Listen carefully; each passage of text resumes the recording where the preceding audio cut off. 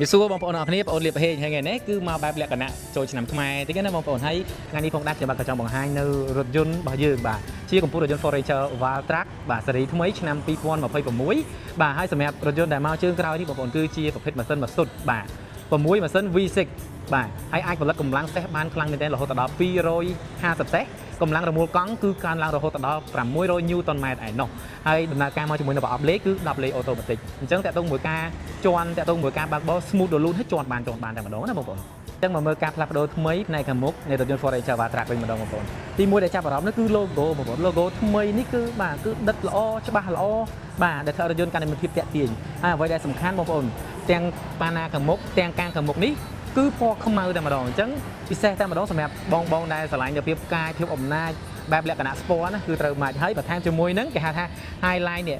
បាទពីរឆ្នូតផ្នែកខាងមុខពណ៌តែក្រូចនេះដែលធ្វើឲ្យរថយន្តកាន់តែមានភាពតាក់ទាញបាទហើយបើផ្នែកចំហៀងរបស់យើងវិញបងប្អូនអើយយ៉ាន់កង់ដល់ស្រស់ស្អាតខ្មៅរលោងហើយក៏បានបន្ថែមជាមួយនឹងការ highlight 3បាទពណ៌តែក្រូចផងដែរអញ្ចឹងនៅពេលដែលយើងបើកលើដងផ្លូវគឺបណ្ដេញស៊ីគ្នាស្អាតខ្លាំងមែនទែនណាហើយបងប្អូនកន្លែងនេះបាទ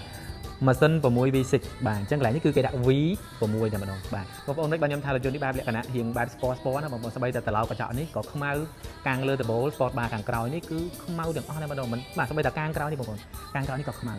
អញ្ចឹងបាទគឺទាន់សម័យបាទស៊ីវិល័យខ្លាំងមែនទែនស្រស់ស្អាតខ្លាំងហើយសូម្បីតែ stop ខាងក្រោយនេះគឺជាប្រភេទ stop LED បាទហើយក៏មានបន្ថែមជាមួយនឹងអក្សរ Oval Track បញ្ជាក់ពីឈ្មោះរថយន្តរបស់យើងផ្ទាល់ណាបងប្អូនហើយ logo ថ្មីនេះបងប្អូនអើយស្រស់ស្អាតខ្លាំងមែនទែនកាមេរ៉ា360ហើយខាងក្រោយនេះគឺស្រាលបាទងាយស្រួលក្នុងការដែលយើងបាទបើកទ្វារក្រោយឬក៏ដាក់ទុកដាក់អីវ៉ាន់អីផ្សេងៗអញ្ចឹងណាបងប្អូនហើយបងប្អូនចំណាប់អារម្មណ៍ដំបូងគេបងអស់ដែលចូលមកក្នុងរថយន្តនេះណាគឺបងប្អូនមានការផ្លាស់ប្ដូរនៅធ្នេមរបស់ពណ៌ទឹកក្រូចបងប្អូនហើយពណ៌ទឹកក្រូចស្រស់ស្អាតមានស្ទើរតែគ្រប់កន្លែងបងបាទតាមតកូតតាមតាប់ឡូតាមដៃទ្វារអ្វីដែលសំខាន់នេះបងកន្លែង